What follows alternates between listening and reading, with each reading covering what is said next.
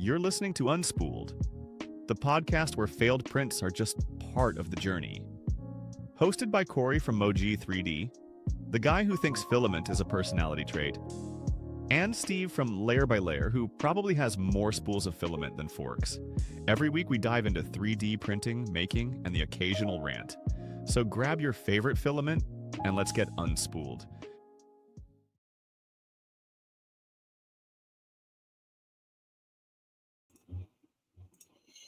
Hey guys. Hey, everybody. How's everybody doing? It's actually kind of hard to believe. We are episode 7 of Unspooled, which is kind of nuts. Hey, Strothgar, Tech Jeeper. Oh, who else did I see in here? Sean Doan. Yeah. Be Gaming. Hey, guys. Hey, everybody. So we are on the tail end of Sideline Review. How you doing? We're on the tail end of Murph, right? And Steve is back from his jaunt to Murph, where he saw quite a few of you guys there. It was cool. Yeah. It was super fun.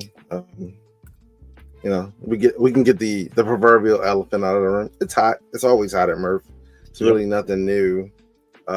But yeah, and it was a little bit. They tried to remedy that this year to get an E for effort.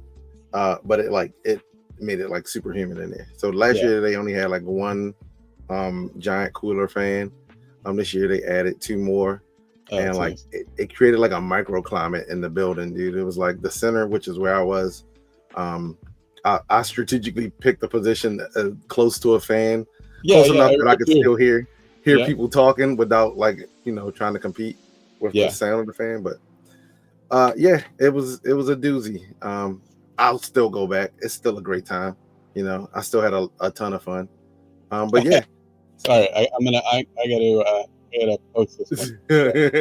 Tech Cheaper has got a good one. So yeah, me and TJ shared a section for the most part. He was on one side, I was on the other side. Yeah. So he looked out for me a lot. And looked out for everyone else as well a lot.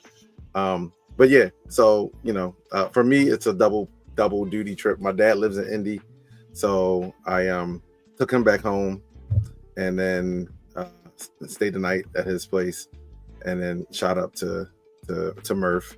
Got there like exactly at like 1 o'clock. I still wasn't sure if I was gonna do a table, so on the way there I stopped at like Dollar General and grabbed some tablecloths and some stuff, and got there and saw that like plenty of people had already grabbed their tables. Like the 1 o'clock thing for regular people, exhibitors and hobbyists is like, yeah, maybe. So walked in and actually found first person I saw when I got in there was Midnight Wolf, and he had set up, and I was gonna set up beside him, and then I saw where the fan was, and I was like, I'm gonna set up over here, and I was like, you should move beside me, Midnight Wolf. I was like, I was like, this is where I'm gonna be. And then also like it was strategic as well, because like it's in the middle, so people kind of have to come by your table. Zombie Pez and K2 Kevin and Tech Jeeper, Karen Chow, and her other Spoon Designs was it Spoon? Did I say it right? I'm having a mental block. But he makes some cool maker chips as well. They were all in that same section, so I was like, yeah, I'll camp here. That way I know if I need to jump up or something, I got somebody to watch my back or watch my stuff. So yeah, if it's that hot, if I ever go, cool. I will be strategically finding the cool places, because most people know I live in Maine, not a hot place, right? We get warm in the summer, but like 95 is real hot. Today it hit like 106, and it's just awful. Yeah, Spool was there, and Gerard. Yeah, thanks, Tech Jeeper. Gerard, I saw him. Yeah, Karen Chow, she made a post about her being between or in the middle of Gerari and then someone else. I can't remember. Tech Jeeper. It was in Tech Jeeper. Oh, but yeah. So yeah, it was a cool little area. Like I kind of like just like I said, I wasn't sure if I was gonna do a table. I remember that they had tables left last year. So I was like, screw it, why not? And I grabbed a bunch of stuff, grabbed like some prints and stuff that I wanted to give away, a bunch of like my Bubsies that I usually make as test prints. Excuse me. And just a bunch of 3-finger rings, some chains, hue forges, kind of like a little bit of everything. My table was literally just like thrown together. A hodgepodge of prints. Yeah, hodgepodge of like of prints. I'm pretty sure people are like, what is going on here? I think like, that's what a lot of people's tables are, though, especially the people that are, mostly designers and printers, they tend to be, all the stuff that they print, and then the designers that other people's stuff that they print, so. Yeah, that's the thing is like, I'm one of the, I don't know if it's like if I'm bougie or not, but I just don't really print a lot of other people's stuff because I probably spend so much time making my own stuff. Yeah, very seldom do I print like unless it's like something functional or whatever. But yeah, so I had the other cool thing that I did. Well, so as you know, I probably, because I bounced off of you like 10 times as well as other people, was like, do I take a printer? If I take a printer, what printer do I take? I was like, I might want to take 2 printers. I might want to just take one. So I just made the judgment call after I got like my maker coins mostly done and kind of planned out any printing that I would have to do while like on the road for the most part. I took the Centauri and put that on the table. Good call. Yeah. Everybody in the chat, in the comments, probably knows that's the one I recommended, because I mean the A1, they print great, right? But yeah, they're old news at this point, right? Like everybody has one. The reason why I wanted to take the A1 was because I wanted to be able to print extra maker chips if I needed to. Yeah, and so that was my main reason for wanting to take it. But that being said, set up my table. We had maybe about 10 or 20 people come by on day one, and then after that, it's like it's a MRRF tradition to have dinner at Chili's. So literally, like pretty much everybody that was there, it seemed like, went to Chili's. I hadn't even checked into my room. Yeah, I hadn't even checked into my room yet. So I went to the hotel to check in the room, and it just wiped down because I was just like, I was my shirt was wet. I was like, I gotta like at least wipe down before I go out to dinner. Yeah, everybody's gonna dry off. Yeah, it had to dry off, dude. So Karen Chow Designs here. Just wanted to get hey Karen. I made it up to Chili's, and it's up like literally. If no one else was there, we still could have packed that Chili's out. Seriously. The pictures I saw, it was like the table went the whole length of like the windows, and then turned the corner and went the whole length. Dude, it had to be like anywhere from like 50 to 70 people there. You know, and it's like literally like MRRF is like a family reunion / like traveling circus kind of deal almost.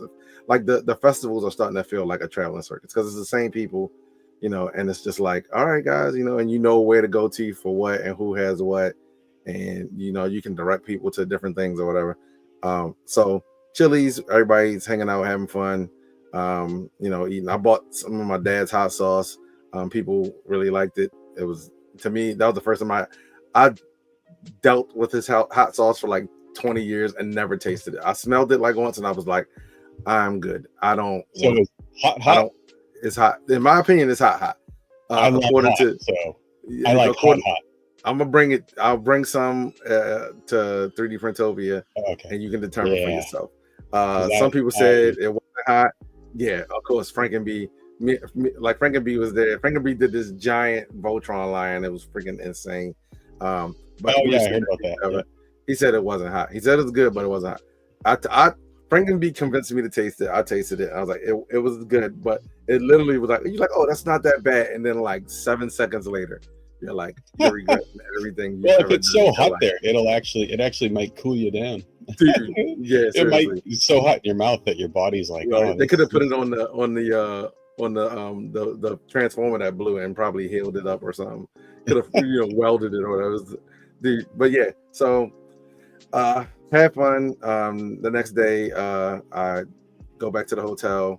That night, go back to the hotel or whatever, and I pick up the homie Strofgar. Strofgar is a mod in our Discord. Is the mod of our Discord. He's a trucker, and he found a place about 20 minutes away from me, about 10 to 15 minutes away from the venue. So I shot out there to pick Strafgar up. And it's his first festival as well. So I'm like, if you can be in the area, I was like, dude, we got to get you there. And I was like, I will pick you up. Like, I want you to go. So he comes, he's got his dog Hudson. We get back and he just, he's camping at my table for the most part, and helping me out when I needed to run to the bathroom or something like that. And just all in all, like just hanging out. We had a good time. I babysitted Hudson a couple times. Hudson's a sweetheart. Then, like throughout the day, people are coming by. The big thing for my table, all right, I'm trying to be modest. So I did something cool this year. I usually try to do something cool with the maker chips just because initially this time last year, I was not on board with maker chips. Like, go ahead, Kevin and Pez, if you want to say anything. I wasn't on board with maker chips. I made my own maker coin or whatever you want to call it because I wanted to do something different. And then I kind of got on board with the maker chip thing after that. But I like to do stuff different. So I did maker coins, maker chips for 3D Printopia. I did a couple versions of it. I did one that you could open up and it's a phone stand. You can see it on Twitter if you want to see it. I also did one that was a Hue Forge. I did the first Hue Forge maker chip, which was pretty cool. And so I always do like one that's in bulk, and then I do one that's like limited edition in a sense. So this year I did an Oreo cookie, which was the limited edition one. It came out okay. I know some things that I want to change on it. But it was well received. People, dug. It looked like an Oreo. I think I did give them all away. That was not a part of the plan. I wanted to keep at least one. Yeah, you can print more. I can print more. Yeah. I did some Oreo thins, maker coin, maker chips. That's also on Twitter.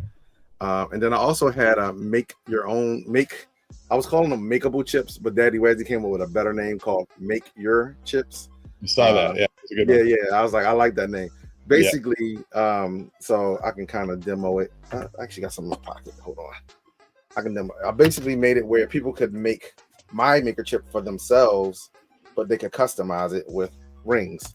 So here's a couple of them here, just different ones. If you can see it, my hands are extremely ashy because hot.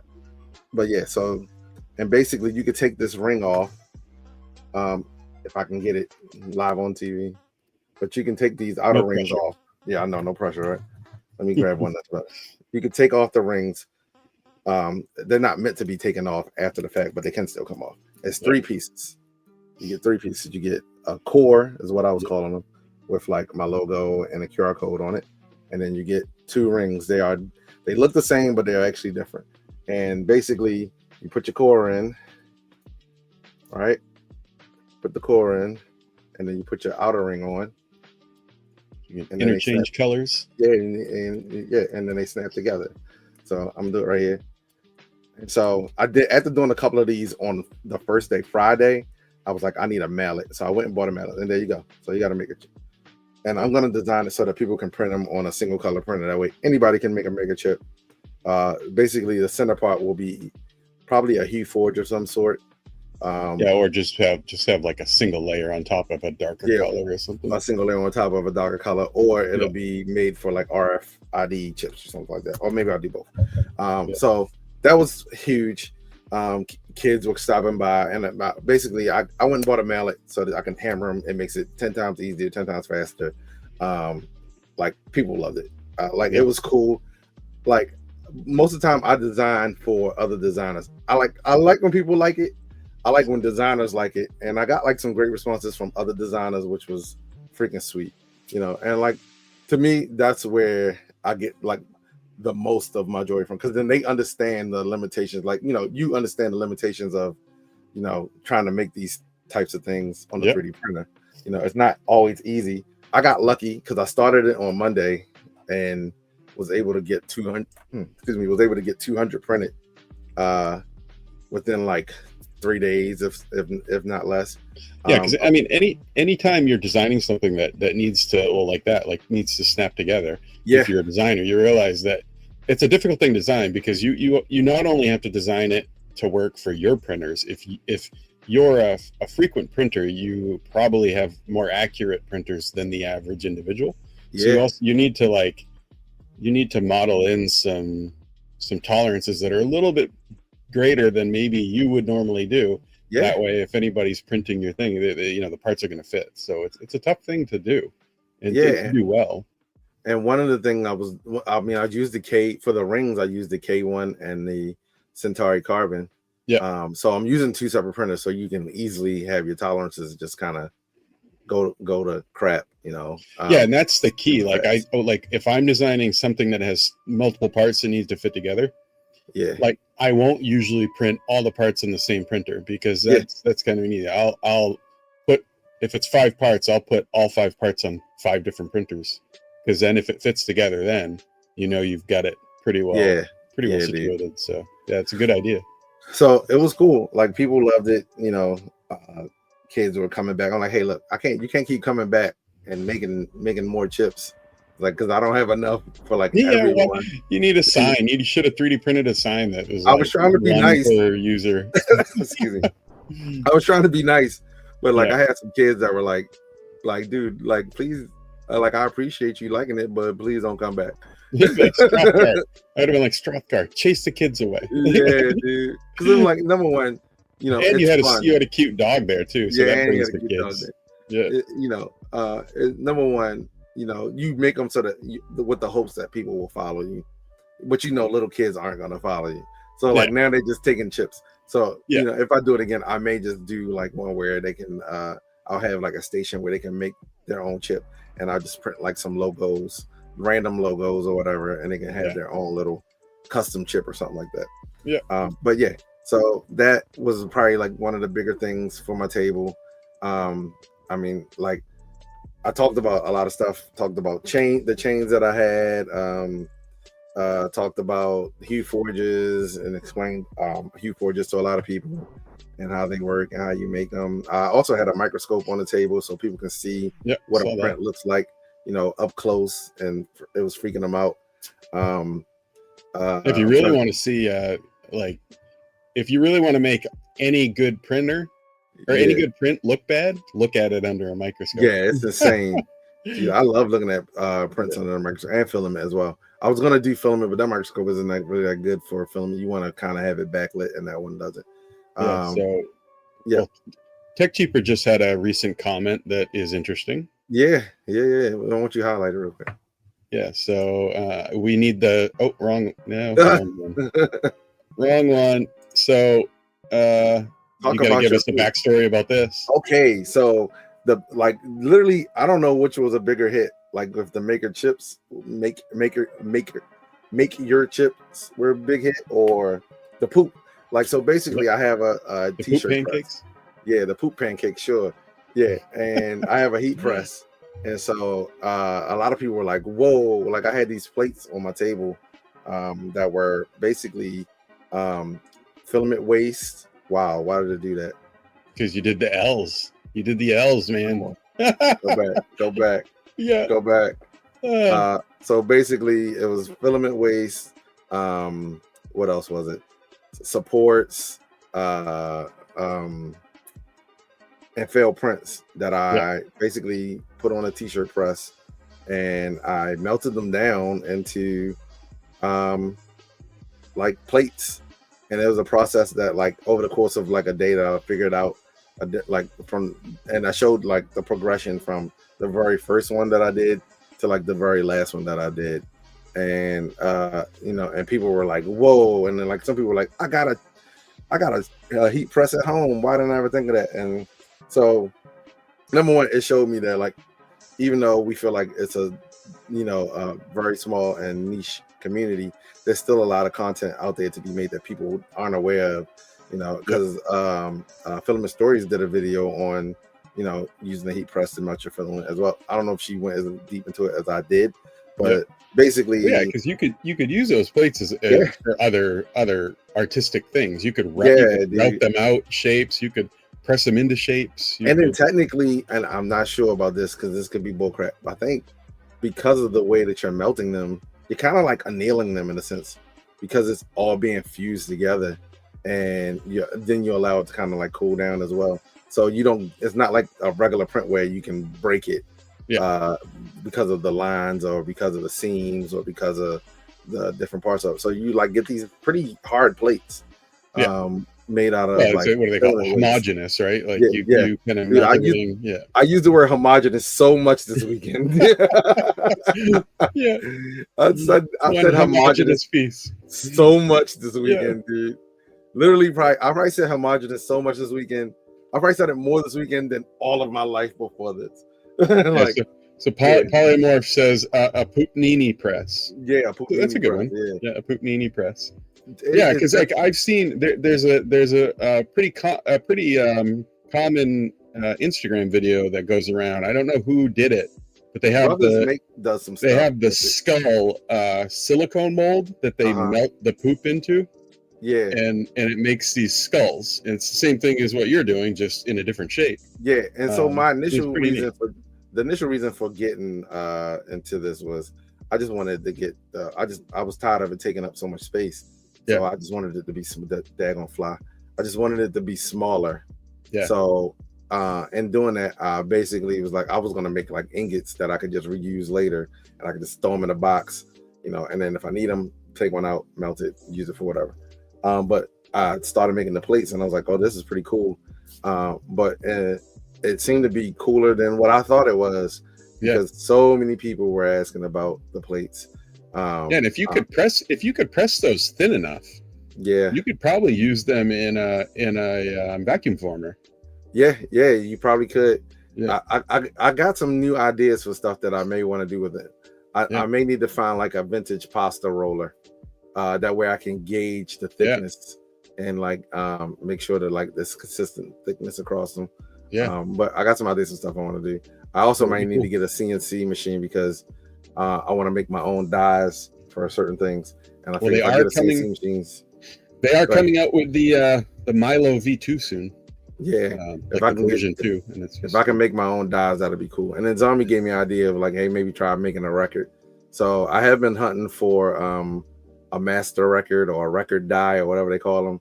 Yeah, I found like a record company out near my job, so I may like swing by there and like, hey, you got any like old record masters that you don't want? I like, just give me one.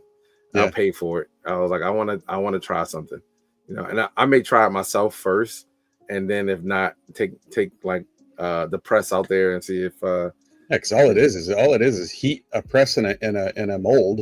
Yeah, and like you can see some detail on the surface of it. I don't know if you can get down to the level of a record type detail, but because you'd have to make sure there weren't any like air pockets or inclusions in the homogeneous. And like even if it could play a little bit, I'm good. Like even if it plays like a section, I'm like, okay, that's cool enough for me. So and you could probably do it by, instead of melting the poop directly, you could probably make it less or more even if you ground those down to like a finer dust, not a dust, but it's like legit flat. The only issue is that I'm using the Teflon sheets, and you can see the pattern of the Teflon sheet and the surface of it. So I would just have to make sure to use like something like wax paper or something in between it to kind of like parchment or something. Yeah, parchment paper to give it that smooth finish. But it would be cool, man.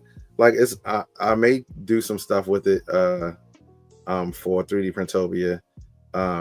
You know, be cool if you could actually do that to make a record. You could do something with now it's slipping my mind. That's because you're old. The speaker guy, Waldo. Deposition sound? Yeah. You could like have a record player hooked up to their speakers, and it would be like, there's got to be someone out there that makes like a 3D printed record player. I wouldn't be surprised. Oh man, that would be crazy. Yeah. 3D printed record player, 3D printed records, and 3D printed speaker. That would be pretty cool. But so I mean, that was pretty much the gist of my table. I did fire up the Centauri for a bunch of people. I did a couple prints on it. Was it the only Centauri there? Did anybody else? I think it was 2 other Centauris there. Yeah. I didn't get a chance to really make my way around mostly because of the maker chip stuff, and like I didn't want people to come and just take parts of them without taking the whole thing. Yeah. So I think they're becoming kind of like maker chip festivals. Oh yeah, dude. Yeah, for real. But yeah, so I'm trying to think what are the companies that were there. Filament company wise, Atomic was there. I grabbed a roll from Atomic. They had Candy Apple. That looks pretty cool. 3D Fuel was there. Prusa was there. So I'll go with the ones that were selling. Atomic was selling. 3D Fuel was selling. Central 3D, aka Mandala Rose, was selling. Green Gate, right? Green Gate was there. They were selling. And New Makers was there. They were selling. I think that might have been it. But EPAX, Frank and me. Yeah, EPAX. EPAX. I saw them on Shenanigans stream. I said that like how I forget EPAX. I bought 3 rolls from them. I love the EPAX stuff. They got some cool stuff. They got some nice silks. I don't do silks too much, but they have some cool, like I'll say like twinkling or emerald or cool like transitioning filaments or whatever. Tech cheaper. He liked them. You bought 6 rolls, dude. That's crazy. So Tech Jeeper. We'll start there. So we'll start. Jirari had its cool his drawer system there. That was cool. Karen also she does some drawer systems based on Jirari's setup. So she had her stuff there. She was also making bracelets. I got my Karen Chow Murph bracelet on right here. Yeah. This other one is by Ari, Nicor's daughter. She I didn't get a bracelet last year, so she. Oh yeah, we heard about that. Yeah, I got one this year. I have not taken my bracelets off since. But yeah, Karen's cute.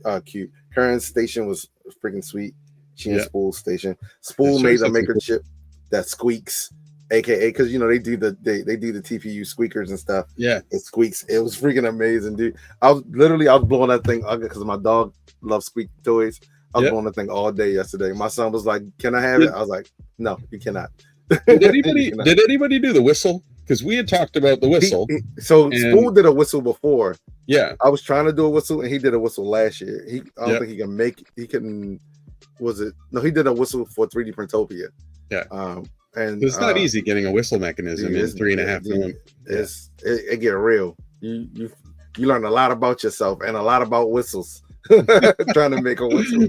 All the research you have to do about how to make a whistle. Dude, I watched so many videos on whistles. Dude, it was insane. Mm-hmm. So Tech Jeeper had a cool marble race on his in his station, as well as his print inventory system up as well, and just several other prints. Then you had the K2 Kevin, Liz, and Zombie with all of that cool stuff. There was a Voron that I needed to see that I didn't get a chance to see. James the Printer showed up. The ever elusive James the Printer. He showed up. And apparently went home with 3 rolls of Atomic. Oh, did he? Okay. Yeah, dude. I'm trying to think of nice stuff too. I didn't get to see. I heard it was a cool like Micron there Voron with like 3 heads or something on it. I wanted to see that. I didn't get a chance to see it. Traxman had his tool changer in the LDO booth. That thing looks amazing. Didn't LDO didn't they have their Christmas tool changer, that 6-headed tool changer? Was that there? That might have been Traxman's tool changer. You talking about the red one? The red and green, yeah. Oh no, his is red and blue. So I don't maybe it's blue. I don't know. Okay, I can't tell the difference between. Yeah, he had his tool there. Trying to think. Tripod Garage was there. Sam Prentice was there. Like a lot of the usual characters were there. Jim from Edutech, Scott from Edu 3D. They were all there. The Polymaker crew was there. Pete, Joel, Sean were there. Greg from Overture was there. He had a dummy 13 with his actual face on it. It was slightly scary, to say the least. That sounds scary. Yo, in color. It was a full color Greg from Overture dummy 13 head on a probably like a 300% scale dummy 13. There were a couple big dummy 13s because didn't Polymaker have theirs there too? Yeah, they had theirs there as well. Polymaker. Yeah, Lee Murray was there. Lee Murray and Keeler were there. 3D and T. Some people from West 3D. They had a table with like some of the biggest Nerf guns you've ever seen. Those things were freaking sweet. I'm trying to think of who. I mean, I'm gonna miss some people. As a Big Jano had a table as well. Zany Zach Makes had his huge builds big there. Sortie, The insane stuff. Trying to think. Mentally going through the room. Silver Bear was there. Wait. Yeah, Silver. Wait, that's it, right? Hold on. Silver Sunbeam. Wow. Silver Bear is a person, and then we got Silver Bag. Yeah, and then Silver Sunbeam. He's got Silver Bear Creations. I think they're in chat. Silver Sunbeam was there. He has these cameras that he's 3D printed that I really want to do. KB3D was there as well. Yeah. Digital Dragon built a box turtle like there at the show and then gave it away on Sunday. We'll get to Sunday. Sunday was an interesting day. They had the Death Racers. They also had like mini Robot Wars or whatever you want. What's it called? Is it Robot Wars? Little mobile robots fighting. It is Robot Wars, right? They had that going on in the annex building. They had like the ant weight battle bots. Yeah, Caleb from Hot Mix was there. Yeah, he was there as well. It was all in all, it was just a cool day. I think everybody had fun. I was bushed. That was my first time doing one of those. I was tired, like I was blanking out. But also there were tons of people that like you only see online, like that aren't like doing shows, but they came out to support and meet some of the people that they follow online. I met a ton of people who were like, "Hey, dude, I follow you on Twitter," or "I watch Unspooled." Like we got a lot of Unspooled love. It was insane. Cool. Yeah, like Martin 3D, he was there. He's a big TikToker. Twin Shepherd Printing Jack was there. Yeah, I saw what is it? Andrew Rogers there. He brought his trike there because I'm guessing Sam and all of them had their that's Silver Sunbeam. So his melted on the way home. Oh, for real? Yeah, he posted it on X. Him and his wife on the way home. I guess they stopped somewhere to do something. That was his daughter. But she was zooming around. Dude, she was zooming around. They Murph the whole weekend on that trike. So I guess they either stopped to visit someone or they stopped to go look at something and they left it in the car and it melted. He wasn't going straight right back home, so he had a couple stops. The whole the handlebar was all tilted over, and then like the rear axle just melted. Yeah. Damn. STL Denise and her husband were there. Yeah. It was tons of people. Tripod, his wife, his daughter had a booth.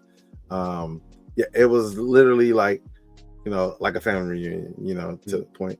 And it was cool. Like this was probably my technically second time at Murph. Probably my fifth time at any rap festival. And I had a blast. Just being in the community and being active. You people start to recognize you. That was cool.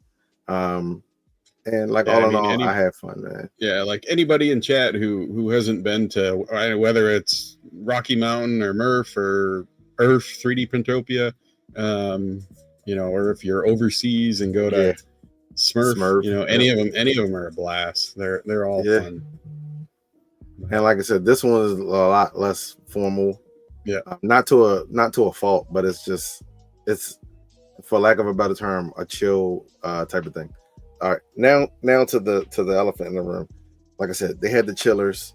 For some reason, the middle of the room was dry. The edges were like a freaking swimming pool on both sides. Like literally, I heard the wet floor. Yeah, dude. I nicknamed it the daggone hands. You got to turn the gestures. I turned it off. Oh my gosh, it's so. I disabled mine because we saw that stream. Yeah. So literally, I nicknamed it the Ocean and Goshen. Yeah, it was just water everywhere. The downside of this is we all went out. Everybody kind of like split up, but people went different places to eat Saturday night, and then we come back in on Sunday morning, and I was ready. I was like, I'm coming. I'll get in there with enough time to like go around and record some booze, record some people, get some photos, and da da da da. I get there and the power's out. Like it's they got the side doors open, but like the power is dead. Unless you get your own power, you weren't doing anything. I heard Frankenbee powered up. Makers.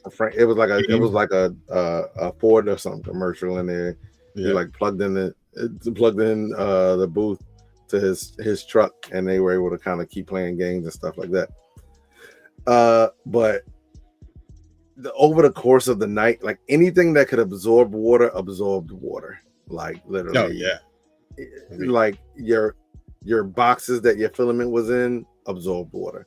Your cardboard spools absorbed water. I had a pillow that I let that I put down for Strofgar's dog. It was wet. Like any and everything that could, like it just everything. Like the floors were kind of dry on the side, but not like bone dry. Up by everything else. Yeah, who knows what time the power went out? I don't know. Yeah. But yeah, dude, like, yeah, it was nasty. It was nasty. And I'd still go back. Like, hopefully none of the filament manufacturers got any like ruined boxes or anything. They probably didn't, but any filament that was out probably needed to be. I didn't dry. I printed with some Overture stuff yesterday. Yeah. I didn't dry it out, but so basically, what you're saying is that if you live in Indiana, you're probably using filament dryers. Quite possibly. Dude, it was weird. Yeah, I didn't even know cardboard could absorb water just like over the air like that, but it sucked it all up. Yeah, and so it's going to be that wet in the air. Anything that's going to soak it up is going to. Yeah. See, you look, Karen. She's like her paper grocery bag felt like cloth. It was weird, dude. Like it didn't take any time. And I heard STL Denise said that like some screws or something rusted overnight just from the so the post she made was a bolt fell out of Sam Prentice's trike, his little bike, his bike, and it I guess it rusted within like a matter of like overnight then, like I guess not even like minutes. I guess there was like surface rust on it. And, it was crazy. It was fun. Like I said, it's when you know that going in, it makes it, you're like, I signed up for this. It's cool. My wife had bought me like a little air conditioning like neck thing or whatever, the little, and for Father's Day, and like she gave it to me, and I was like, what is this? I was like, I don't want this thing. Like this is a terrible gift. And then like when I got there, I was like, you know what? This is the greatest gift ever. Like it was like I take it back. Like anytime I go to Florida, I got one of those like neck fans, the little neck thing with the two fans that blow up in your face. Because if not, I die. Dude, that thing saved my life, man, 100%. So, yeah. That being said, it was a great time. I would definitely go back. Like people had some amazing booths. Saturday night ends with like some drinking, some Nerf gun battles, shooting at drones, and nice. Tripod made this pulled pork that was freaking amazing. Saved my life. He was posting that on X that he was making bringing that with him. It was so good. Like I hadn't eaten all day as well. He's like on a scale of 1 to 10. How good is it? I was like, I don't know if it is a 10, but it's a 10 right now. I was like, because I am starved. I was like, it is good. I was like, and it's a 10 right now. Yeah, Polymorph was there as well. Yeah. Yep. Yeah. So no, I was sad, obviously I couldn't make it, but I was sad. I heard it was good, even with the power. Yeah. Even with the power going out, everybody said it was a good time. So, and James Brown, there was a lot of Jello. There was not a lot of Jello. You are in fact not telling the truth. Oh yeah, and jambalaya. There were Jello shots that contained less Jello than shots by a lot. They were. I'm guessing that was what was it, Kayla? Keela, yeah. Jello shots. Yeah. That were like, they were real. Like they were real, bro. They were just shots. Yeah. They were but Yeah, everyone had fun. Everybody was there the next morning. Nobody got in trouble, you know. Yeah, it's a good thing. Yeah, like I said, even knowing all of that, I'll be back next year, 100%. James Differner says alcohol levels varied by the maker. Yeah. Yeah. Just because I think now a lot of us are kind of like, it's cool when adults like your stuff, but it's cool seeing kids like it as well. For me, it's also the cultural part of it, being, you know, African American and 3D printing. There's not a lot of black people in 3D printing. So it's also cool when other people see you and they, you know, and they're like, oh, cool. Like, you know, and they kind of give you the look like, oh, okay. You know, and then I had something cool on my table. So they're like, oh, like, you're not just like hanging out, you like really participating in the community. And I mean, one of my big things in 3D printing is like the education side of like educating, not just kids, but adults, but especially the kids, right? Like, because we, the kids are the future us, right? Yeah. Like when we're old and gray, they're hopefully the ones that are going to keep these festivals, these fests going, you know. So if they don't I had an older couple, like when I was leaving, I don't know if this was day 1 or day 2, but like kind of like pulled up on me in the parking lot and was like, hey, like on some like, hey, we see what you're doing, we proud of you. I was like, holy crap. I'm like, y'all about to make me cry out here, man. It was like my face is already wet from sweat now. It was day 2. It was day 2. It was when I was leaving to come back home. You could probably cry and everybody would just thought you were sweating. Yeah, dude. Like, oh, he's just sweating. It genuinely touched my heart, man. I was like, oh, that's pretty cool. Yeah. You know, it's good. I mean, it's I mean, I think it's what keeps a lot of us in it, is that it's a great community, right? Like literally, that is the thing, man. Yeah. And there's always the things that we debate about or argue or get worked up about. But I think in the end, for the most part, everybody in the 3D printing community, you know, the ones that are understanding that it's okay to have some differences. You know, it's a good group. It's a reason why I've stuck with it as long as I have. You know, it's hard to believe. Like I haven't really belonged to any other, like, I'll say like hobby communities or whatever. I did photography, but usually you kind of like find a person or a group or a couple people and you just kind of stick with them. But like with the 3D printing stuff, it's such a varied community that, like, you know, like you might be friends with one person, but y'all have different printers. So you also are friends with people with the same printer that you have, or you're also friends with people who live in your area, as well as people that you're already friends with as well. So, you know, and I think the 3D printing community, at least the ones that the different groups within the 3D printing community that I've had the pleasure of meeting in person and obviously communicating online with a lot. It tends to be a more inviting group initially, right? So a lot of groups, like, you know, I remember years ago, my son and I were getting into RC cars, you know, and drones. Mm-hmm. And the groups, at least in our area, were a little bit tough to kind of like get into, break through. You know, like you could go to the events, but they were hesitant to kind of bring you into the fold type of thing. Yeah. And I don't think, at least in my experience, I don't think you've ever really, I have never seen that.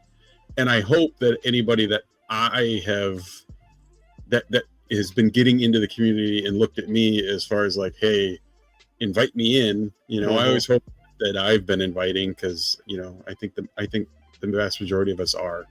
At least that's my hope, you know. So like I said before, dude, I like my outward perception, because it is heavily dominated by, you know, like white guys in general. Yeah, like I was nervous as hell, like jumping into the pool per se, but it's been nothing but, you know, at least as far as I know, it's been nothing but, like, you know, great people, you know, being nice, and I won't even say being nice, being themselves, you know. And meeting new people. And I mean, you were the first person I connected with at 3D Printopia. Yeah, dude. Like, it was crazy. I don't know why. Like, it just we're in the same area, and I was like, oh, that dude looks cool, and we started talking, and I was like, oh, that guy's great, you know. And then, but and it's just, I just think that's how it is, you know. You kind of like you gravitate towards someone, and then you meet someone else, and then they meet, you know, and I think especially when you have a group of people, when you start to meet one person, you and that other person help each other meet other people, right? Like, dude, you've helped me meet people, man. And I hope I've helped you meet people, and that type of thing. So kind of bring. Here's the crazy part about it, right? There's so many people in this community in general, like the Polymaker people. I hang with those guys a lot. I hang with some of the New Maker people a lot as well, as well as just, you know, people that you see online all the time. And it was like when I walked in, like some people, like we you know, we might have shook hands or whatever, but it wasn't like I haven't seen you in forever. It was like I just talked to you like 2 days ago. Yeah. Hey, you know, and it's literally like it's a family, man. Well, like, the honestly, last 4 weeks we've been talking to Yudo, who lives in friggin' Japan. He lives in Japan.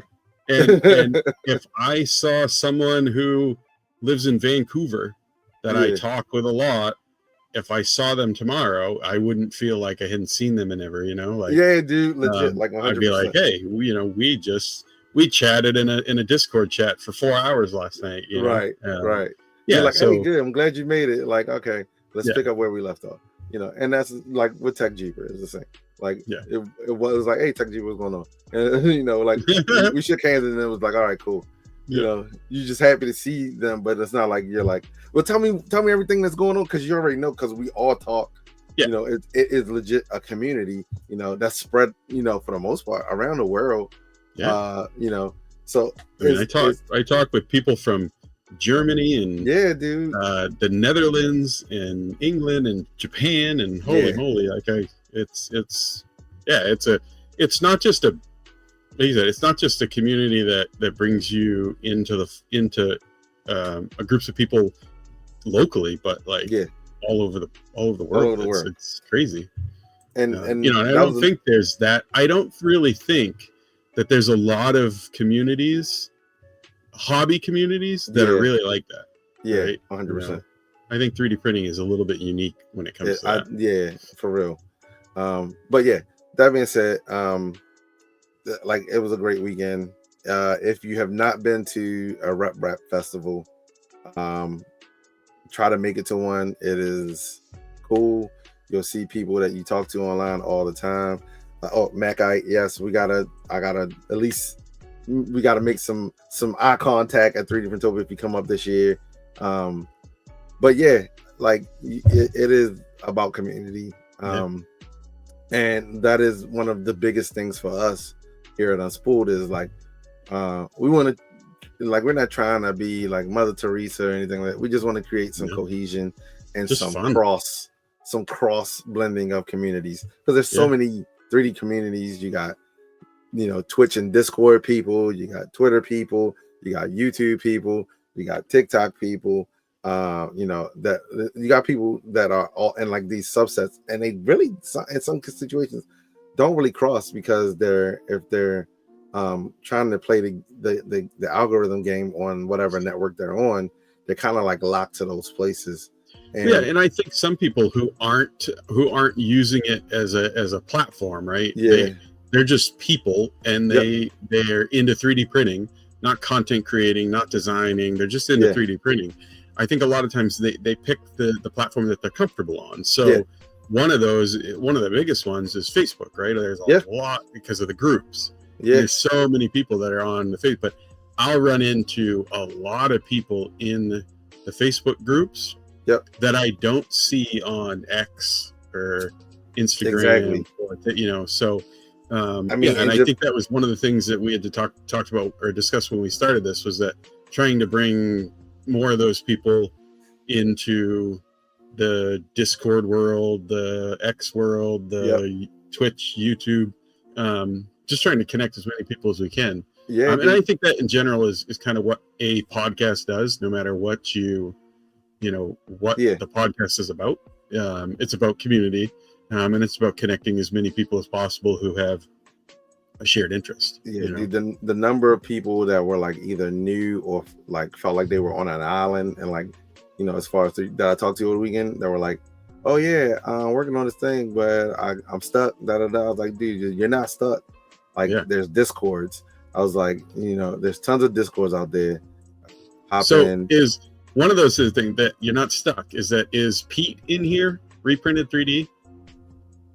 Pete, are you in here? If you are, send a chat. But Pete started designing. Oh, did he? Yeah. So if Pete, if anybody knows Pete, and if anybody talks to Pete, there he is. Pete is always like, I don't design, or I can't design, or I don't know. Pete started his DJ rig design in Tinkercad. Nice. And is doing it, and he's going to learn it, and it's going to be awesome. And that's cool. There's so many people out here that can help him if he gets stuck. Legit. That's the stuff that's really cool, is that not just bringing someone in new, but having someone that's been in the community for a long time that does that is a big part of the community, like Pete, that is now venturing into something else, right? Design. That's really cool, and like seeing people that were into 3D printing that are building Milo and now into CNC, or like Tech Cheaper with the lasers, and everybody else with the lasers. And it's once you get into G-code and machines that are controlled by that, you don't have to just be pigeonholed into 3D printing. Yep. You can do all different types of machines and making with them, and that's cool. So shout out to Pete. I was very happy to see Pete take that on, because it's I don't think it's his first design. I think he has used Tinkercad before, but it's definitely an involved design, and I'm excited to see what he does with it. So 100%. I say 100% so much. I get so tired of saying 100. Say it so much. Yeah. So, we all have our sayings. So when I go into like every stream, I used to always say howdy. And then I was like, I say howdy too. That's hilarious. I'm from like Texas, Wyoming, or Texas, or some cowboy on a ranch. And I've never ridden a horse in my life. So I'm like, imagine how disappointed they are when they see that I'm the person saying howdy. I'm like, why do I say howdy all the time? So now I'm switching up. Now I just say, hey. now I've turned into like, what was the cartoon character when we were kids that always said, hey. Can't remember now. Fat Albert. Yeah. Now I'm him, because I'm saying, hey, 100% homogenous. 100% homogenous. Yeah, that's good. But so the other thing, let's get on to the other. Yeah. Go ahead. Murph is great. You guys are all awesome. Anybody who went to Murph, I'm glad you guys had a great time. The other thing we wanted to talk about in this stream, there were kind of two other things. One thing was the Cheaty box, because they kind of have been. It was supposed to be like a Q1 2025 that the Cheaty box for multicolor was supposed to come out for the +4, and that didn't happen, obviously, because we're after Q1. And I think now they're saying Q3, and now they're making posts about it, and they're going to be giving, I think, a couple of them away. They've been posting on Facebook, X, Instagram, basically everywhere. And so if you haven't seen that, check out Cheaty's socials, because if you post, like, and comment, you stand a chance to win one. But it's kind of one of those multicolor systems that we really don't know a lot about. There haven't been a massive amount of leaks about it. It's a boxy looking thing. Yeah. If anybody hasn't seen it, not that there's anything wrong with the boxy looking thing, you know what I'm saying? So let's here. Wait, let me share.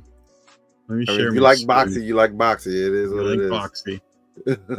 All right, let me share this. So in case anybody hasn't seen it, I mean, it's a boxy looking thing, right? I mean, it kind of matches the printer, so it does. Yeah, it matches what the +4 looks like.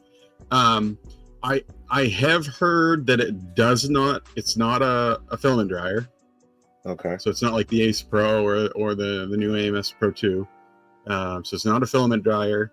And I've heard that I heard both that it's not backwards compatible with the X series.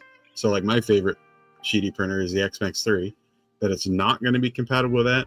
But then I've also heard chatterings in some of the like official Cheaty Facebook groups that it might be. I'm assuming there's a series of beta testers out there that already have this thing, maybe. But they've done a pretty good job of keeping it under wraps. But I'm going to say this: the 3D printing community, we need to get more hackers involved. All right, we'll have enough hackers in our community. Yeah, but nothing in the 3D printing community ever stays secret. We need more hackers, bro. We need people that's going to take these machines apart and get them working the way that everybody wants them to work. We need them. Yeah. Like, we need to, like, we need some. We got nerds, but we need to like nerds. Hardware hackers. Yeah, we need some hardware hackers. Well, we get some people that do some pretty awesome stuff, but they're busy working on one. They're busy working on other stuff. there is a hack. There is a hack for the Ace Pro, so you can get the Ace Pro working on any Clipper machine. Oh, nice. There's a GitHub out there. I can't remember the name of it.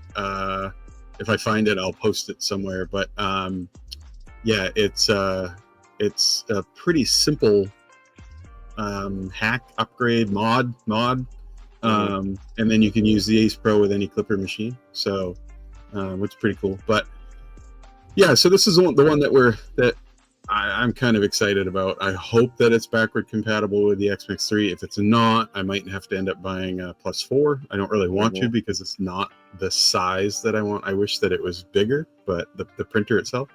But it seems kind of neat. And then, Pete said like the Big Tree Tech's VVD is also coming. That's another AMS multicolor thing. So this should be fun. Should be cool. So if anybody like finds out some inside information on this, or you see any linked information, make sure you post it and then tag Unspooled, so that everybody can see it, and we can kind of talk about it more. I've been scouring the bowels of the 3D printing internet, and there isn't a whole lot about it. I haven't been able to find any leaked information. I was trying to find the stuff on the Elegoo filament changing system. Still not really a lot of stuff out there. I think everyone's tapping the same resource. Yeah, they've been able to keep that one under wraps too. I did see a rendered image of it, whether it's true, accurate, I don't know. Supposedly it was like a leaked rendered image of it. The only one I saw was the one where it's under a sheet. Yeah. So someone else on a Facebook group posted like a rendered image of it, and I screenshotted it, and then I don't know what I did with it. I lost it. I deleted it or something. But again, I don't know if it was just like a fan art render or if it was legit Elegoo stuff. But you had one job. Yeah. And it was to hold on to that screenshot. I know one thing. Hold on to that screenshot, and I failed. Yeah. So so Elegoo, Cheaty Box, the VVD, and then the co-print is still out there, but to be honest, I know some people who have it, and they're like, yeah, it works, but then that's it. Like, I haven't heard a whole lot of like. Yeah, they struck a deal with Creality for like the older machines or something like that, but then I haven't heard anything else about it. Yeah, it seems to be one of the ones that just kind of like fizzled out. I haven't heard a lot of buzz around it, but I know a few people that have it, and it works, and it prints okay. The other one is the ADX, the FlashForge ADX5. 85X, Your 85X, that one. So I guess that leads us into the other thing we wanted to talk about, and there are kind of three printers that we wanted to discuss. One being the Fusion 3, the F200, the other being the Wondermaker, the Wondermaker ZR. So they have the ZR and then the ZR Ultra. The ZR is this one here. It's kind of a 85X. Why does it keep coming back? So this one here is kind of a 85X. Every time I click on the link, it takes me to the Ultra page, but it's kind of an 85X from FlashForge type of printer, and then you have the tool changer. There it is. And then you have the tool changer that is, what is that? One, two, three, four? Five. It's 4 heads, right? Yeah, 4 tool heads. But why does that have an X? It says 4X tool heads. What does that mean? Let me go to the actual page. Why not just say 4? I think it's just 4 times tool heads. 20. But yeah, it's just a 4 tool head. Again, I would prefer 5. I like 5. 5 is like the color. Dude, it's the same thing with AMSs. Like, yeah, do 5. Like, 5 is like what you need. 5 is like always the like. There's so many shenanigans here. Shenanigans. 5 is every time I design a model, it's always 5. I want to do 5, and I don't. I end up designing it in 4 because I know that the vast majority of people don't have 2 AMSs. Dude, it is so irritating that all of these companies are coming out with. Do they understand? Like, if someone came out with a 5, just 5 rolls, AMS, people would go crazy. So, dun, dun, dun, dun. Everybody's probably seen this. Everybody, a lot of us have been familiar with ProForge back when they did the 4.2. Yep. So they have the ProForge 300, which is the 3 tool head, and then the 4.2, which is the 4 tool head. But they also have their ProForge 5 coming out, which is a 5 tool head, which is cool. The only issue with ProForge, I have had some experience with the ProForge 4.2. I do know somebody who owns one, and I have used it in person, and it's well built. It is a nice machine. Yep. Does print well, works well. It's 48 volt. It is all-wheel drive, so it has four motors for the gantry. It's a very nice printer. It is expensive. It's about $2,000, but for a 4 tool head tool changer, that's probably not too bad. That's probably about right. You're not like SV08 with like the Bondec index cost, but it's not out of reach for some people. But I'm guessing the ProForge 5 is going to be like more like Prusa XL price, maybe. Who knows? But here's what we need. We need Bondex. Also, Bondex is at Murph as well. Yeah, we need them to drop that thing so that the market can adjust. Yeah. So I think somebody told me that one of the guys at Murph for Index said September-ish. Sound good. I don't know if anybody else at Murph heard him say that or asked and they said that, but that's the second time I've heard somebody say that they heard Bondtech say September-ish. So so Reprinted is saying October, November, they've been saying. So I know I've heard September twice, October, November. So I don't know, I guess anytime in that frame, it'd probably be smart to do it for like a pre-Christmas release, right? Like, because then once Christmas rolls around, I mean, let's be clear. They're not going to have enough units, and that's fine. We know that's what's going to happen. It's going to sell out. It's like hotcakes. Yeah, it's gonna like I don't even have a machine to put it on, and I want to buy it just so that if I do get a machine to put it on, I'll have it already. But it's gonna sell 6 machines that I want to put it on. Oh my gosh! Yeah, and I'll probably have 1 or 2 more by the time it releases. But I have 6 machines that, in theory, I could put it on. I think I'm gonna put it on my SVO. I'd like to put as many as I can on my SVO8, and then I'd also like to put 4 if I can fit it on my Infomec TX. Yeah. So I don't know if I'll be able to fit 4, but I think it'll cause kind of like what Bamboo did, and then what everyone did in response to Bamboo is adjusted the market. Look at the Centauri, and look at all of the new printers that you can get for nowhere near the price of the equivalent Bamboo machine outside of the AMS, but still. And I guess that kind of brings us back to this, right? Because this is the machine that a lot of people are talking about. It looks good, right? I think it looks like a Prusa Core 1. Yeah, legit. But it looks good. I'm sure it prints good. I've seen some prints that it looks like it prints well. Yeah. It's a nice looking machine. It's made in the US, which is kind of neat. But when I look down through it and I look at the specs and I look at about everything that's on this, for $3,200 to $3,300, I just don't get it. Yeah. Then this marketing here, that's is hilarious. Complete BS. Dude. So I don't like this type of thing. Is that if you're coming out and you have a good machine, and it's already overpriced really for what it is, and I don't, and yes, you can say you and they can't say. I keep hearing people that say, "Oh, well, this is a commercial printer."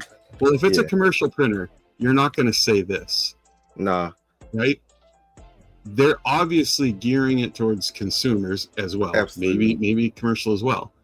But at $3,300, there's not a single thing that this printer can do that I can't do on my Centauri Carbon for $300. I mean, can your Centauri Carbon print 150 plus materials? Yes. And have endless possibilities? Yeah. So I don't think so. If we look down through this, right? The only thing that this printer does that a lot of enclosed Core XY new gen machines that are coming out that can't is this, right? You got 140C on the bed. Not a lot of printers can do 140C. Yeah. But the issue with this is that it only does 320C on the tool head. Yeah. So any material that you need to print that requires 140C, you can't print because the tool head doesn't get hot enough. Yeah. So if you look at this, right, this is the certified list from them of material that this can print. There is not a single filament listed on this printer that you cannot print on $300 machines. My Infomet can print it. Yeah. My P1S can print it. My Centauri Carbon can print it. My K1 can print it. Yeah.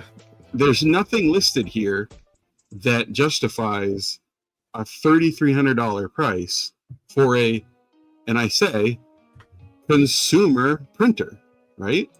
Dude, 100%. It blows my mind. So I just don't know. Would I love to have one of these machines? Oh, absolutely. I'm sure it prints great. But for $3,300, I could buy a farm. You could buy a farm for that much. You can buy a Prusa for almost that much. Like with 5 heads. Like a little bit more, and I could get an XL. Yeah, dude. Or I could buy what? Almost 3 X1Cs, or an XL that might be made might be put together in America. Yeah. So I don't get it, and I've heard a lot of people talk about this. I've heard it being discussed in a lot of different 3D printing communities. Yeah. And I just don't understand. Now, I might someday get my hands on this machine, and I may say, "Holy crap, this thing's amazing, and it's worth $3,300." So I don't want to talk. I hate to talk this much about it because it may be worth it, but I just don't think it is. I think for let's on the level that they are kind of like trying to punch at, and even like let's take out the consumer part. They're trying to punch at the production level. Most companies that probably are going like high-end production level are probably using like Prusas, like government and stuff like that, are probably using Prusas. And if you would have to compare this to the Core 1, and you can still buy 3 of those for this price, right? Because if you look down through this, like a 5015 blower, great. Yeah. Every printer has that or has something equivalent to that. Yeah. Dual side cooling, again, kind of standard now. 100% tool head cooling. I don't even know what the hell that means. I don't even know what that means. Like, isn't that like every printer right now? So hardened extruder gears, great. Dual-sided feed gears, again, nothing. Short filament path, 52 millimeters. That's not short.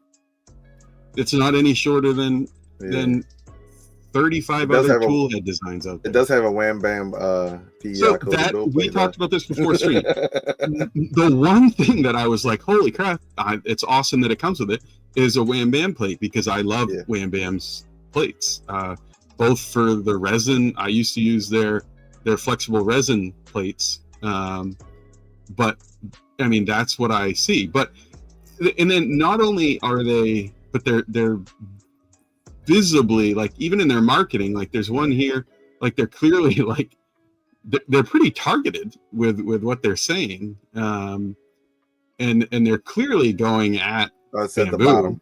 Go to the bottom. Yeah. Is it at the bottom? Yeah. Yeah. So bamboo versus fusion, right? So they're also comparing their materials. But there's something in here where it says one more, a little bit more. Yeah, that. Right. Yeah. Yeah. So I mean, they're clearly going after bamboo and a pretty targeted marketing towards them. So again, I would get that if you were comparable in price per performance. But this is no better than an X1C. I think honestly, like if they would have had like a more realistic price, and this could be realistic to what they're paying for parts. Yeah. But I think and maybe they aren't, even though they say consumer, maybe they're not talking to like us per se. No, I mean they're obviously talking to the government. Right? Yeah, or they're talking to the 1% of the consumers as far as, because I have a lot of printers. I've had 60 plus printers, but I don't regularly go out and buy a $3,000 machine, right? No. Like I'll source the parts and build a printer that costs that much over time, but I'm not going out and buying. I don't own a Prusa XL, right? Because I can build something that does the same thing for a lot less. But in this case, I don't even have to build anything. I can just buy. There's like probably 10 other printers out there that can do what this can do for a whole lot less. So and then like this here, unlike our competitors, we provide the output tolerance information. Almost all manufacturers now say 1 to 0.3 millimeters. So just because you're saying 0.26, again, not proven because I haven't tested it, but that's not a part tolerance that's out of the realm of possibility for any other new gen quality machine, right? Like my X1C is going to get that part tolerance. And we're not trying to tear this company apart. No, we're definitely we don't not. Even have that kind of pull. We definitely do not. But I would love to see a more realistic price as well as less I'll say like mud raking type of stuff. I think if you got a great machine, it'll sell itself, and if you got a great price, it'll sell itself as well. Look, the Centauri is a perfect example. And I'm not saying they got to make this a $300 machine. If it was a $600 or $700 machine, I think people would be willing to take a chance on it. I even think this might be fine in the $1,300 range. It depends on to me, it would depend on the upgrading path, like what's coming down the line. Yeah, but I think even at the $1,300 range, the people that like that it's domestically assembled, or whatever, legit. And depending on how the firmware is set up and how the slicing software and the ecosystem, how all that is, I think if this is built the way that it appears to be built, and from the stuff I've seen on it, it seems like a really quality machine. I think if it's at the $1,300 to $1,500 range, I think that's more doable. But at over double that, I just don't get it. I have voiced similar things with Lulzbot machines over the years, but Lulzbot don't say consumer pretty much anywhere, right? Like they're commercial based, they go after commercial people, so they're a little bit more expensive. But I don't know, I don't understand like all of this stuff, and I know you got to market it, right? But I don't get it. And I like I said, if I had this in front of me, maybe it would change my mind. So Fusion 3, if you want to send Steve and I an F200, to change our mind, feel free. But I don't want no, it. You send it to Corey. Yeah, like I said, because I'm open to any machine proving its worth or proving its cost. I just, based off what I see, and with from my experience in 3D printing, I just don't understand the cost per what it is and the performance. So I think I lean more towards the like traditional consumer printers. Yeah, like I do too. Yeah, I just couldn't see me even testing one that costs that much outside of like the H2D, which I feel like they've already vetted themselves with at least 4 to 5 other printers. So, and that's my thing with this is that they're like you're like new, and I don't think it's been vetted enough for you to just like, we're gonna jump in here and props to you guys for feeling that confident. I mean, like I said, maybe they're that confident because they have really built that good of a machine. But I just, at some point, I just don't think that this specific machine, based off its specs and its size and its capabilities, could in any way justify $3,200 to $3,300. I don't care how good it prints, it's just not gonna justify that cost for me, and I don't think it will for a lot of people. Now they have other printers, right, like this thing, and again, buy or request a quote. I have heard rumblings that this is like multi-thousands and thousands of dollars, but this clearly, if you look down through the specs, it seems more like a commercial machine, but the F200 definitely does not. It just seems like more of a Prusa Core 1 that just happens to be 3 times the price. So they keep trying to, like, all day long when I would look at this, the thing would pop up and it would say, you got any questions? You want to chat? And I so wanted to ask so many questions, but I didn't. But yeah, I'm excited. And again, I am excited about this. I wish them well. I hope that this sells a lot and that they do really well. And I hope that it's worth, I hope that whoever buys this printer feels that they got the value that they were looking for what they paid. I just won't be buying. Yeah. I agree. But yeah, I'm just, there's a lot of, I think for a lot of us, there's a lot of stuff coming out, obviously, to look forward to.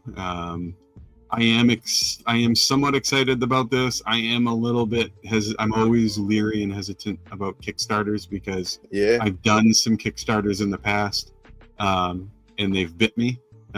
So I tend to only back a Kickstarter if it's money that I would just be fine with losing, which is whatever. It's the cliche everybody says about Kickstarter.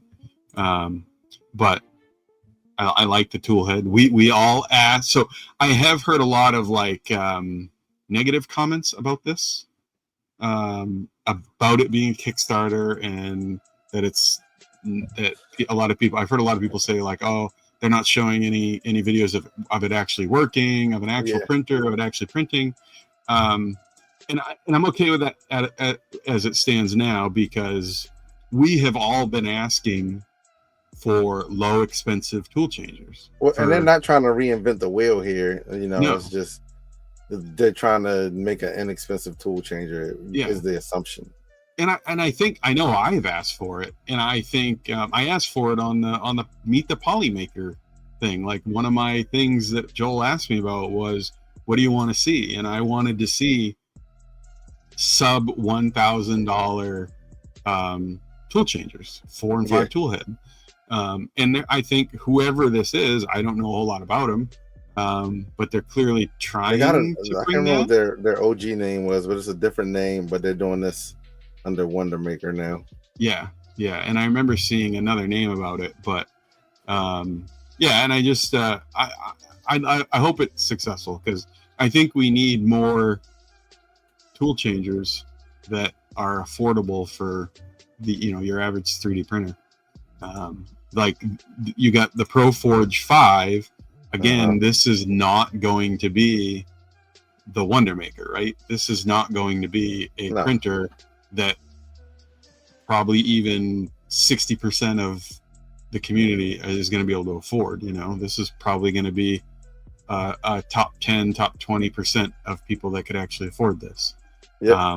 So, but again, it's a tool changer. Good to see it. But I want to see, out of all two of these out of these three machines that we've talked about, this is the one that I'm actually the most excited about. Yeah, legit, dude. Because it's a printer that I would buy, or it's a printer that I could like talk to someone and say, hey, if it's good, you know, this might be one that you might want to look at. So, yes.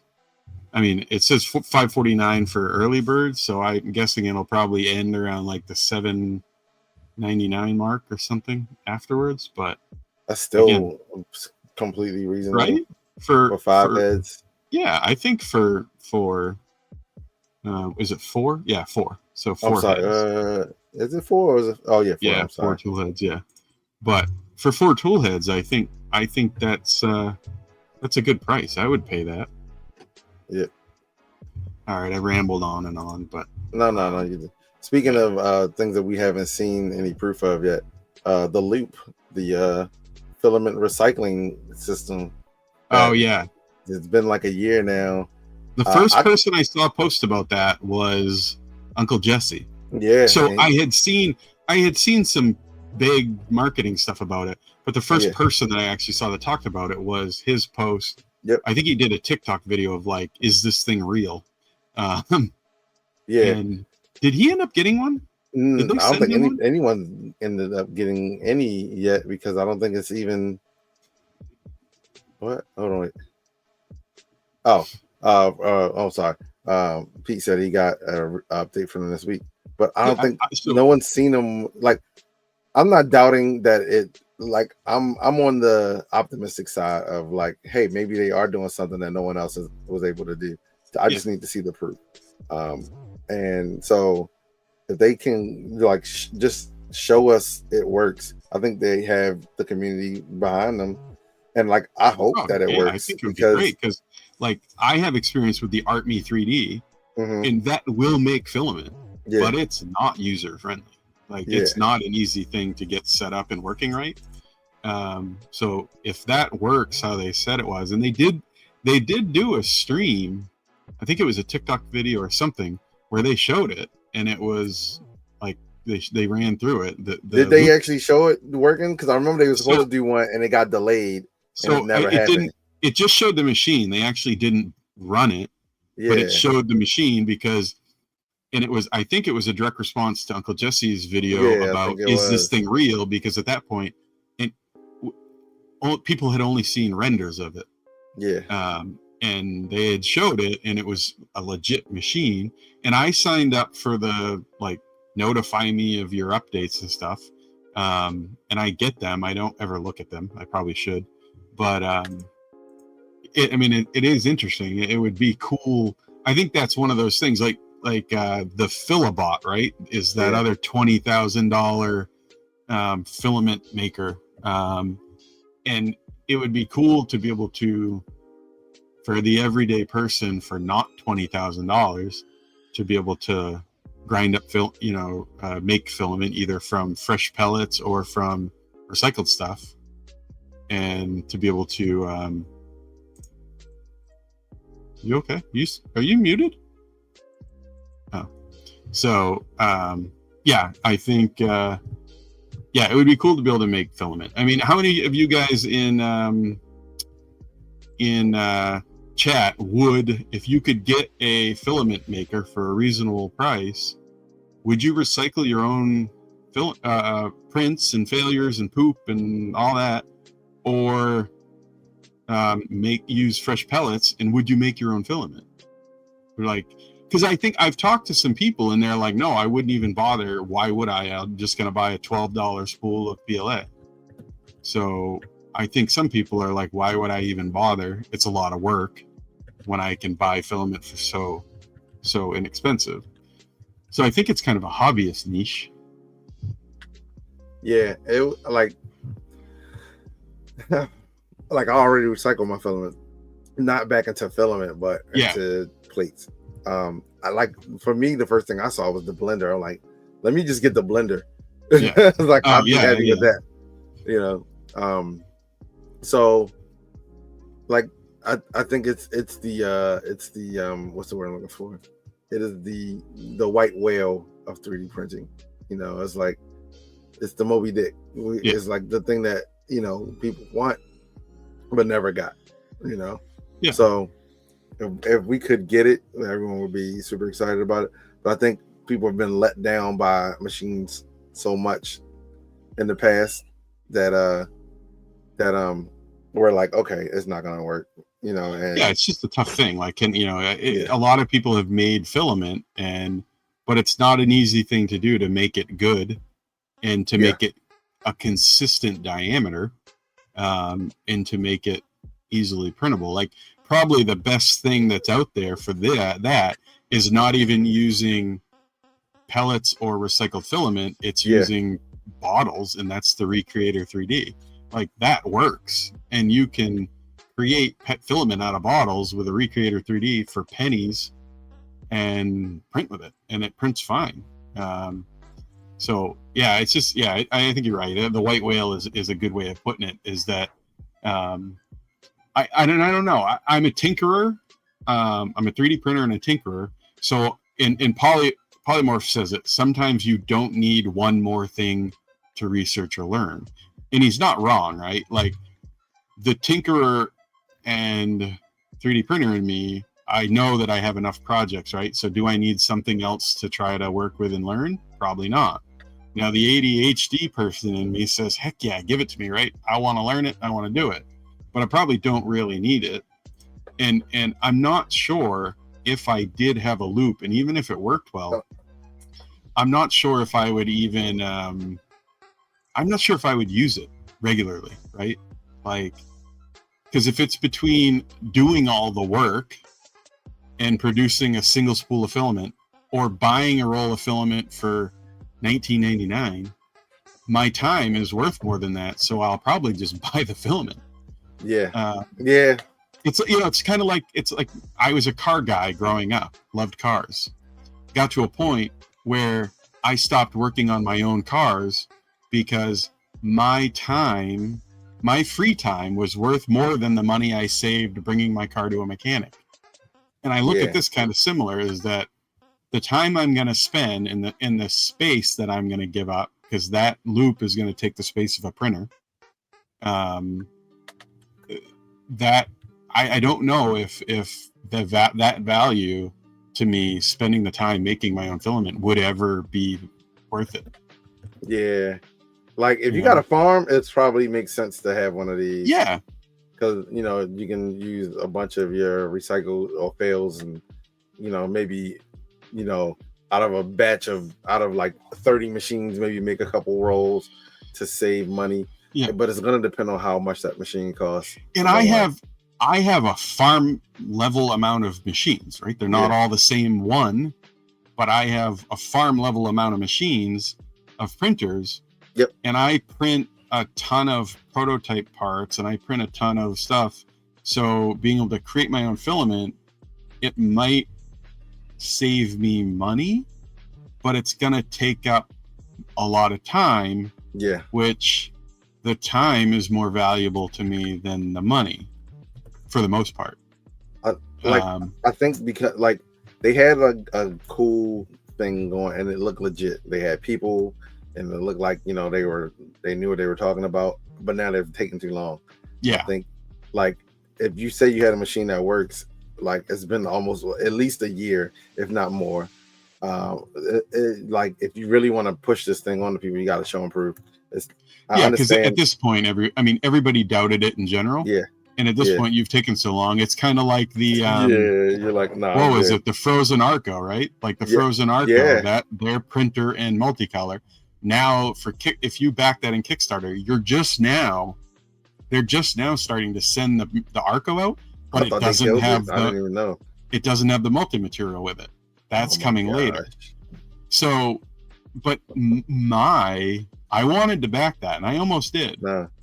But at this point, even if it's good, the frozen resin machines are great, right? And they have a very strong like dental presence in their dental resin machines. And they're a good company, but it doesn't mean that you have to do everything in 3D printing. And my consumer confidence in the Arco and its ability to run with their multicolor is seriously challenged with the time. The same thing with the Anchor Make, right? The color engine. Yeah. They were going to do the 6 filament color engine, and everybody was super psyched about that. The M5 was great. M5, 5M, M5. I can't even remember. 5MC. I had the one without the screen, which was the C. But then they basically just shelved it after they couldn't get it to work. I give them props for shelving it though. Like, they could have released it. Yeah, they could have dragged people along. And then we'd eventually been sitting here talking about how trashy it was, but they pulled the trigger and said, "All right, we're just not going to be able to do this." And stop making printers altogether, right? Yeah. So Chase Money, they're kind of the opposite of me, right? So they're saying for sustainability and making your own filament, he saves all his leftovers, supports and all. And the time for him would be acceptable as long as the initial investment of the loop isn't too much money. And it would make sense to like pay the machine off over time. And I think a lot of people are probably going to feel that way. Is that if it works as good as they say it's going to work, and you're just able to just pump spool after spool, like if the thing could do 2 spools a day, then maybe it'd be worth it, right? Yeah. But if it could only do 1 spool a week. So I don't think anybody's trying to sell the filament that they make from. It's just going to be probably your own use. Like for me, it would be, if I were to use it, it'd be like, okay, I hate this roll of filament and I hate this roll of filament. Let's throw it in there and make another roll of trash filament. One homogeneous roll of filament. One homogeneous roll of filament. Yeah. You get 2 separate 1 kilograms into 1. And I think in those cases, it has its use. I guess a lot of it comes about as how much that costs, right? And I haven't seen a price on it. Have you or Pete, anybody in the comments seen a price? I haven't seen anything about the first thing that popped up in Google when I typed in loop, it auto-filled to loop filament recycler cost. Yeah. So there's a lot of Reddit posts that are saying in the $2,000 range. I'm seeing 15 to 2,500, 2,000 Canadian. So, I mean, again, who knows? These are just Reddit, but the loop is priced at $24.99, according to voxelmatters.com. Dude, I remember I wish I would have bookmarked it, but I did like a search on YouTube and found another machine very similar to the loop from like 7 years ago. Yep. And I'm wondering if it at all is related to this machine. And I've not been able to find it again since then. So this is voxelmatters.com. And this is May 2025. So I mean, it's not too old. Yeah. And somewhere in here, it's going to say, so the loop is priced at $24.99. Again, I don't know if this guy who wrote this article, David Shear, has inside knowledge and if that's accurate or not. But I mean, for me, I'm not going to pay $2,400, $2,500 for that. No, because I mean, it's just not. It's going to take me years to pay that off because I know that I'm going to produce a roll of filament and then I'm going to shelve the thing for 2 weeks. Yeah, and then I might dig it out again. Yep. Yeah, and like Chase Money says, it renders, right? So a lot of them appeared to be renders, but we did see a video. I did see a video where they physically had the machine, and it looked different than this. If I remember right, it was all black or like all one darker color. It wasn't silver, so it was clearly just a prototype or something. But it looked different it looked the same but different, just color wise. Mm-hmm. But and again, the video they didn't do. Oh yeah, Philibot. But I mean, for me, $2,500 is too much for it. But not for what will be the equivalent of a $19 roll. Yeah, I mean, you're going to buy a lot of filament for that. I just don't. For me, I don't see it. But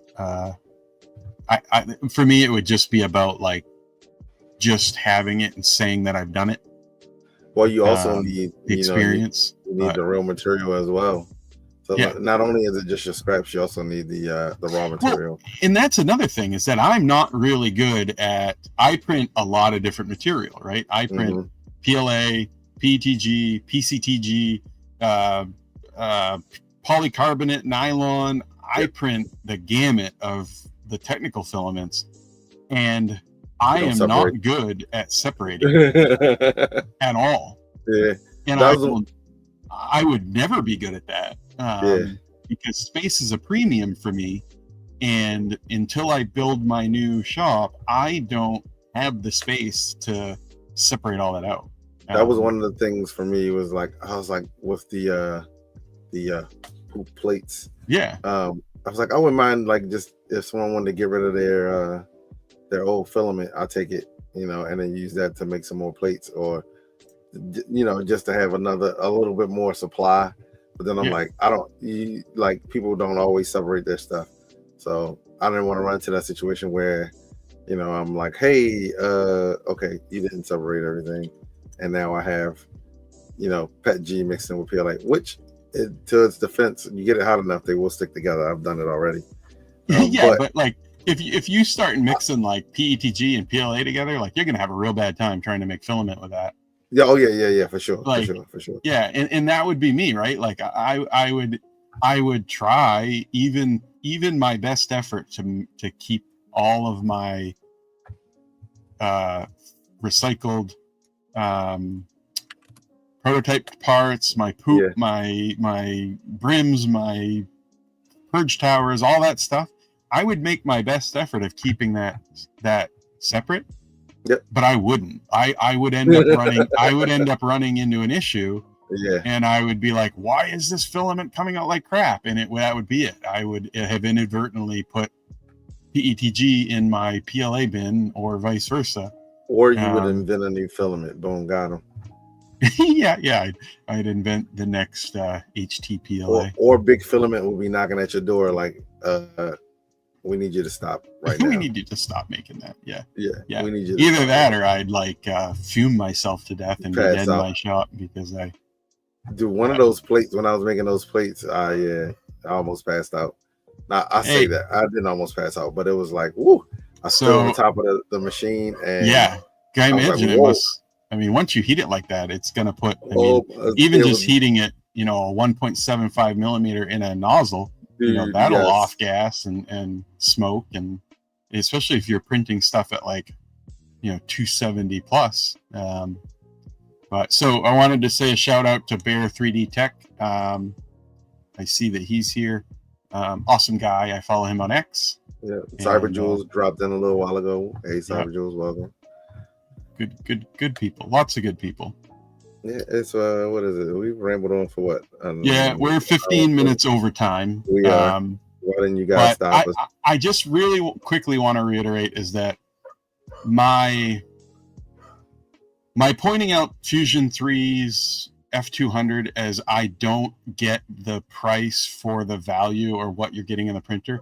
Please don't mean that I'm being negative about that printer, because I'm not. I hate it. No, I'm kidding. Yeah, I want it to succeed. I hope that whoever buys it, it's worth the price that they pay for it.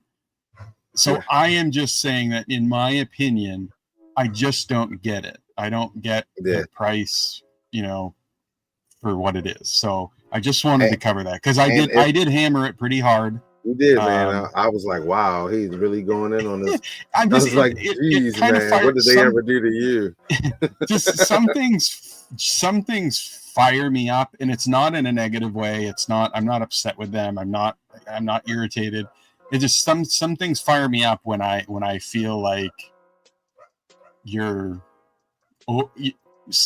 people, consumers, and friends of mine in the 3D printing community are going to be overpaying for a machine thing. And again, if you buy it, it's none of my business. If you think it's worth the price, that's wonderful. I hope it's a great machine.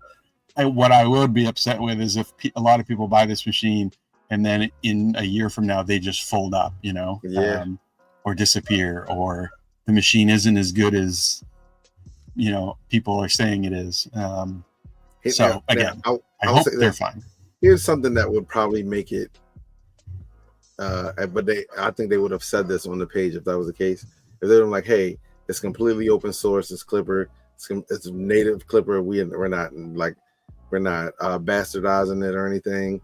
Like, and you can use a box turtle on it or something like that. Which I feel like, even though box turtles are cool, it would take away from the professional side of it. But I think the industry needs a completely open printer. Like, here are the parts. They're all together. They will work. You just need to load. So Clipper. I do know that their slicer. They call it like F3 S3 or something. Yeah. It is free and open source. I believe I don't know. I'm guessing it's probably based on like Prusa Slicer or probably Slick 3R. It is. It's looks like it's based off Slick 3R. Okay. So yeah, which again is Prusa Slicer basically, or Prusa Slicer is based off Slick 3R. Yeah. So I mean that's cool that is, but I don't know what the firmware is based off what I've seen on the screen. Didn't look like Clipper. I don't know what it is. I don't know if it's homegrown or some version of Clipper or Marlin. I have no idea. But if anybody else knows that, tag me in it. I'd like to know. Interested. But again, hope they're successful. If you buy it, great. I hope you love it. Show me prints and videos of it. But yeah, I just wanted to make that clear. Yep. So we are out of time. Thanks for joining us. Murph, Cheaty Box, Multicolor, Tool Changers, Awesome Printers. There's so much more coming out. If there is something that we are not aware of, Steve or I is not aware of, that is coming out that you have seen, that you would want our crazy opinions on, if that's valuable for you guys, or you just want to hear us talk about it, or you guys want to chat about it, join our Discord or on X or Instagram. Tag us in a comment, let us know what it is, and we will take a look at it, and then maybe talk about it on the next stream. I'm all about finding out about new things that I'm not aware of. So even if it's not 3D printing related, right? Like it could be like a new laser printer or a new 3D scanner that's out, or anything. Doesn't matter what it is. Software related stuff. Let us know. And Maker Faire season is kind of coming up. Yep. So check your local Maker Faire site or whatever and see if Maker Faire is coming up. Go out there, meet some new people. Cosplaying. In August is the Boston the Expo Comic-Con thing. This is the one I've been to. It's pretty cool. Not going this year, but so get active, stay active, join the community, have some fun, all of that good stuff. So join our Discord. I dropped the chat. I'm gonna drop the link there. And I guess we need to pick a target. 3D Printopia, September 27th through the 28th. I will be there. Mojo will be there as well. Yeah. I'm gonna have a table, like a Moji 3D table and an Unspooled table. I hope. So Steve's going to be volunteering, I think. I'm going to be volunteering. Yeah, I'll be volunteering in some capacity. I don't know if I'll be MC. If he's going to be MC, he probably wouldn't be at the we might be able to do something. Moji / Unspooled / Layer by Layer. Who knows? Maybe we can get a table near the booth or something. Yeah, so, but we'll figure it out. We'll be there. So. But start making your plans if you're coming. Yeah. If you're planning on coming, start making your plans. Book your hotels early. Book your hotels, really, because they do fill up. Yeah, and check on that booking regularly, especially if you're at certain hotels. Yeah, check. Yeah, even a day before, check. Yeah. So, we should probably raid. Yeah. To Jano's on. We rated Jano before. I think he's the only one on, isn't he? Is he? Hold on. Barello is always on. Yeah, we can't raid into Maker Deck though. I guess we could. No, I'm talking about regular Barello. Oh, is he on? Yeah. Oh, but he's doing vibe coding a vintage retro Commodore thing. Let's see. All right, let's. Jano might be it, man. Yeah, let's. He's gonna get tired of us after a while. Like, look, he's a good guy though. I have actually never met him in person. Oh no. Fedor's on. Let's raid Fedor. Oh yeah. Yeah, let's raid Fedor. I didn't even know he. Yeah, he does Twitch now. I didn't even know that. I love. He's been doing it for about a month. I'm guessing he's still 3D Print SOS. I gotta follow him. I'm not following him on. Another awesome guy. Yeah. Also from Maryland. Boom, got him. Yeah. So yeah, a fellow crabber.